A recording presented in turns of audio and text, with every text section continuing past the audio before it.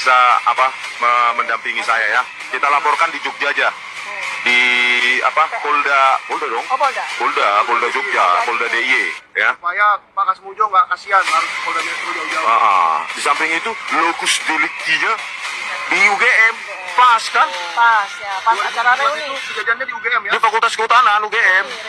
Itu loh. Dan Bagaimana? 2025 kejadian Dr. Rismon mendatangi Pak Kasmujo. Nah, di Pogung Kidul, UGM juga, di utara UGM, cocok. Makanya Pak Jokowi siap-siap nanti dipanggil lagi. Banyak ini barang senjata kami. Masih panjang. Sepanjang Anda tidak tunjukkan ijazah itu, maka banyak ini barang yang perlu kita laporkan. Kalau Pak Jokowi bisa melaporkan kami pun bisa melaporkan Anda. Begitu loh, bro. Equality before the law. Dan semoga diproses dengan cepat ya. Ya kita lihat nanti ada nggak mentalnya Polda DIY untuk memanggil Jokowi, kan begitu.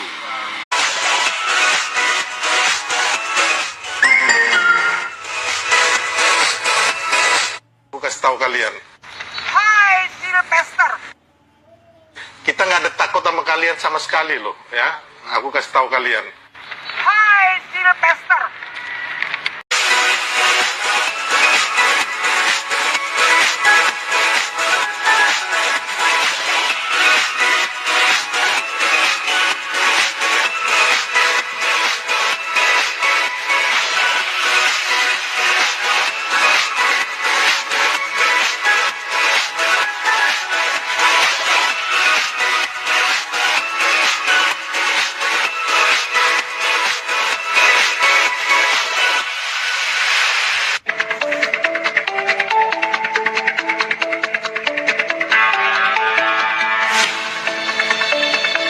Waktunya para purnawirawan berbicara kepada seluruh warga Indonesia. Kami tegaskan bahwa benar kami adalah para purnawirawan TNI Dewan Kopral Sumatera Utara. Namun dalam jiwa kami tetap tertanam semangat Sabta Marga yang tidak pernah akan mudah sampai dengan darah titik penghabisan. Hai Sylvester. Saya sebagai wanita TNI merasa tersinggung atas ucapan yang kamu tujukan kepada atasan kami. Di antara Sabta Marga itu adalah tetap memegang teguh kesetiaan kepada negara dan bangsa Indonesia. Kami juga akan menjalankan disiplin dan hormat kami kepada Presiden serta menjunjung tinggi kehormatan prajurit. Sekali pemimpin, tetap pemimpin.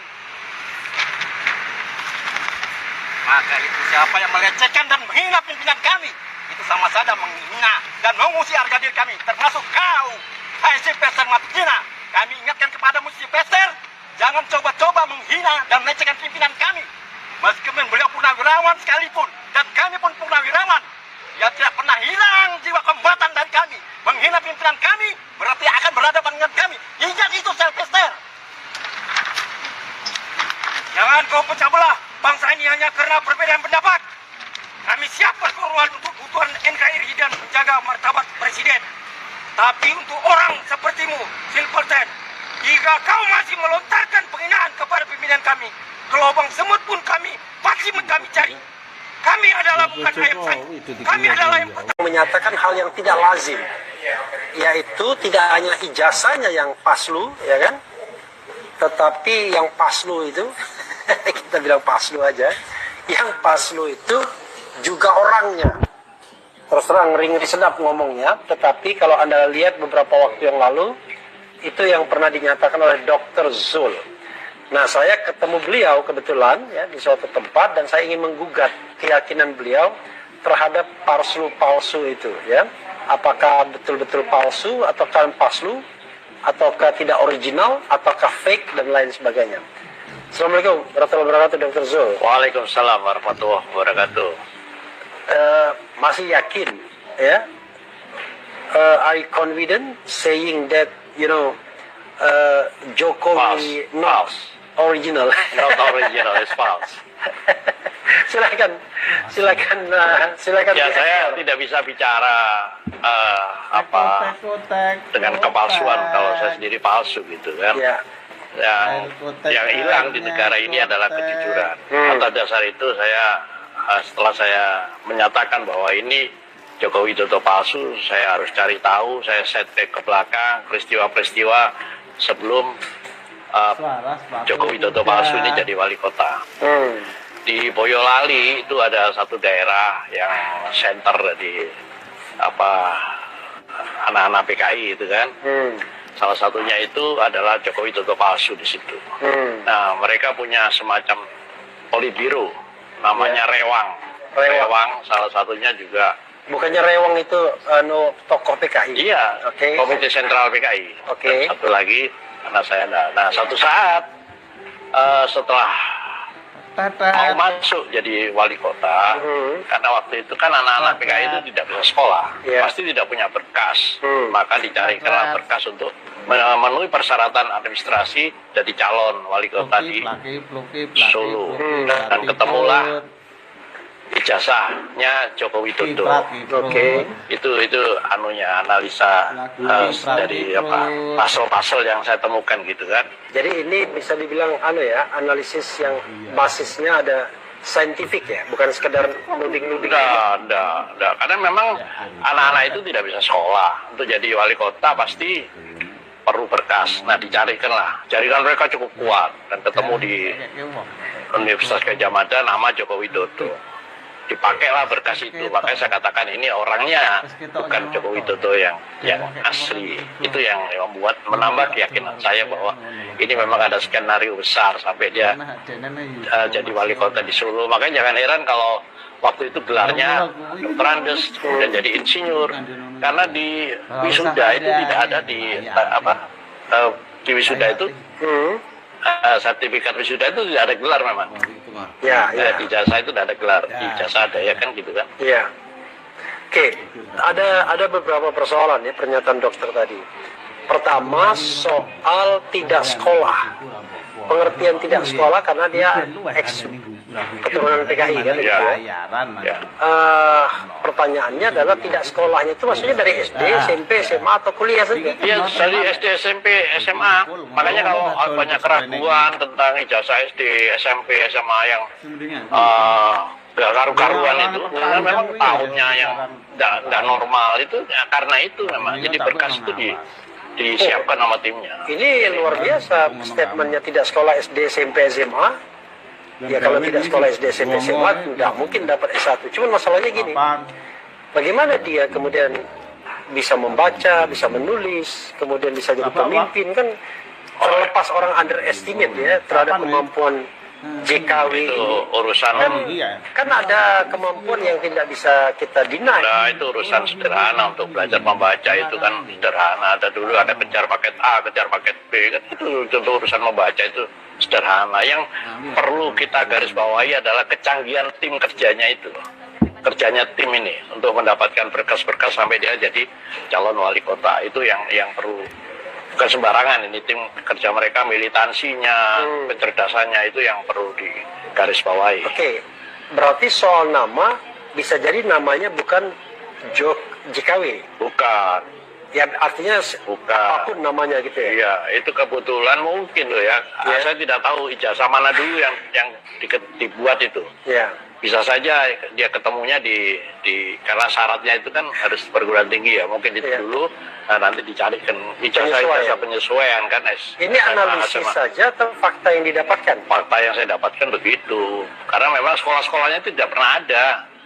Gitu kan. Karena ini menarik ya, seperti Bambang Tri mengatakan bahwa Pak Jokowi itu tidak punya ijazah SMA. Bahkan dia terlalu berani mengatakan, oh nggak naik 2 kali kelas 1-nya. Jadi ijazah SMA ada penyesuaian dengan SMP, dengan SD, gitu kan. Lalu kemudian dengan S1-nya. Tetapi kan ini kan menurut saya tudingan yang luar biasa loh. Lebarnya minta ampun ya.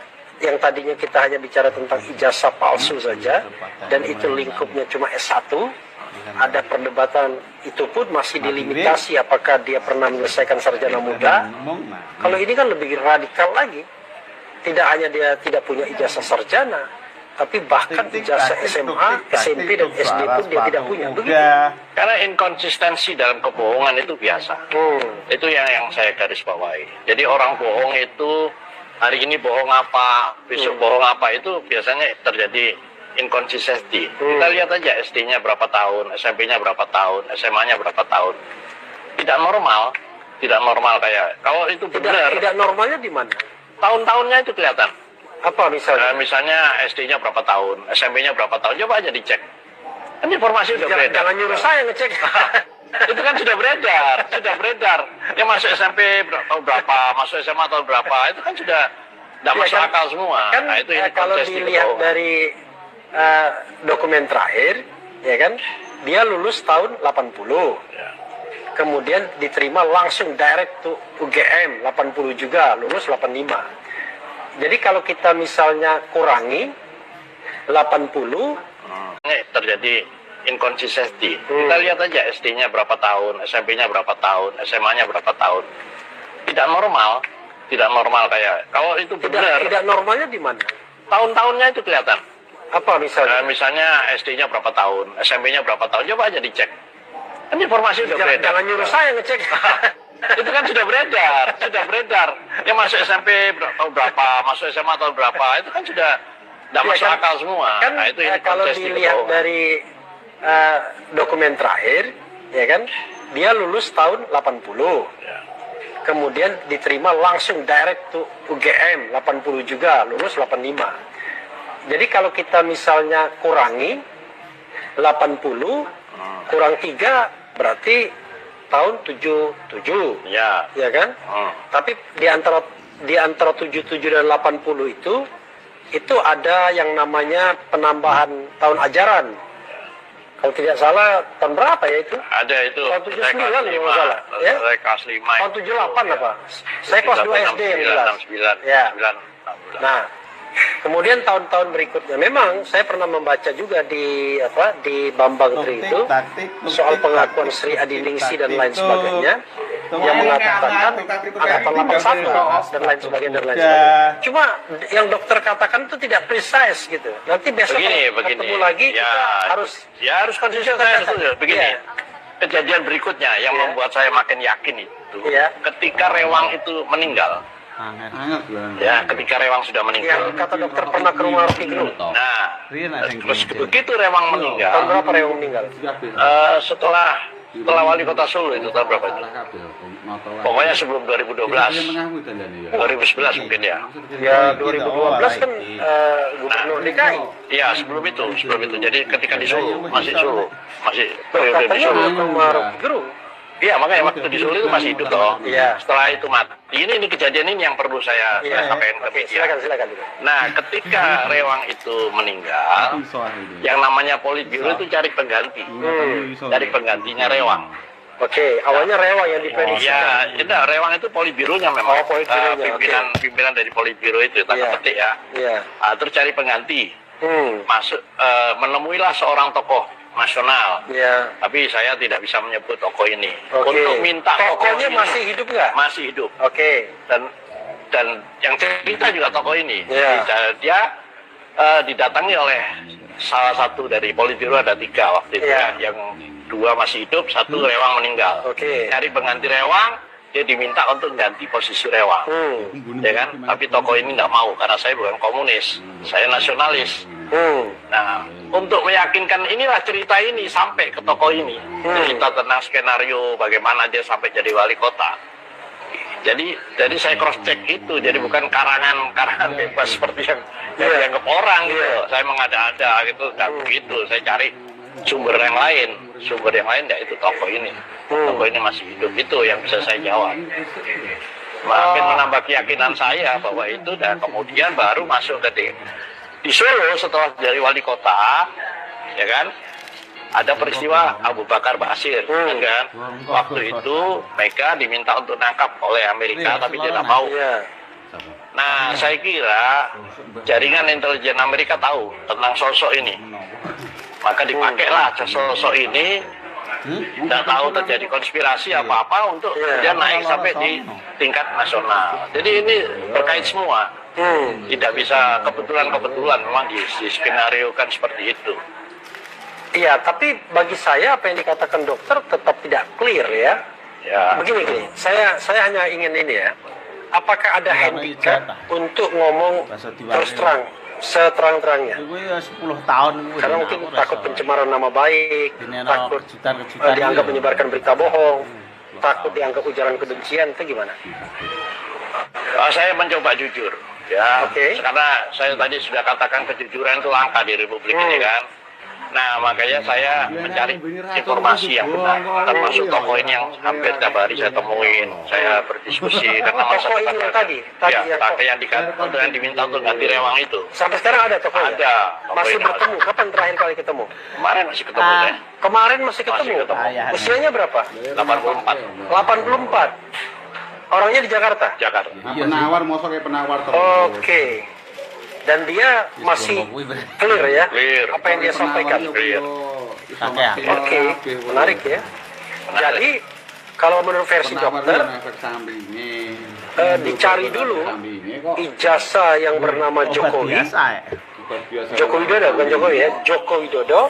Cuman dokter belum bisa memastikan apakah Jadi kerancuan ini sebetulnya kan ada lembaga komisi informasi publik. Iya. Kan kerancuan ini presiden loh, bukan macam-macam loh. Harusnya dia yang nanya ini ke KPUD, mulai Solo, KPUD DKI sampai KPU pusat tentang sosok ini. Bener enggak? Kan selama ini tidak ada. Iya, tapi yang maksud saya ini menangkap ini keganjilan ini tidak ditangkap. logikanya gini. Menurut dokter, namanya sangat mungkin bukan, mohon maaf ya, Iya. kepada ini kita sedang menyampaikan sebuah informasi. Namanya belum tentu Joko Widodo. Kata-kata belum tentu. Ya, lebih tepat belum tentu Joko Joko Widodo. Widodo. Tapi yang jelas yang menjadi presiden Joko Widodo. Joko Widodo. Pakai Yang nama Joko menjadi Widodo. gubernur Joko Widodo namanya. Nah, yang jadi wali kota Joko Widodo. Iya. Oke, dia mencari ijazah yang bernama Joko Joko Widodo. Widodo. Bukan mencari ijazah kebetulan dapat Joko Ya, Widodo. oke. Ya, gitu. Dia ingin legitimasi ijazah, legitimasi dan yang ijazah. didapatlah ijazah Joko Widodo. Ya.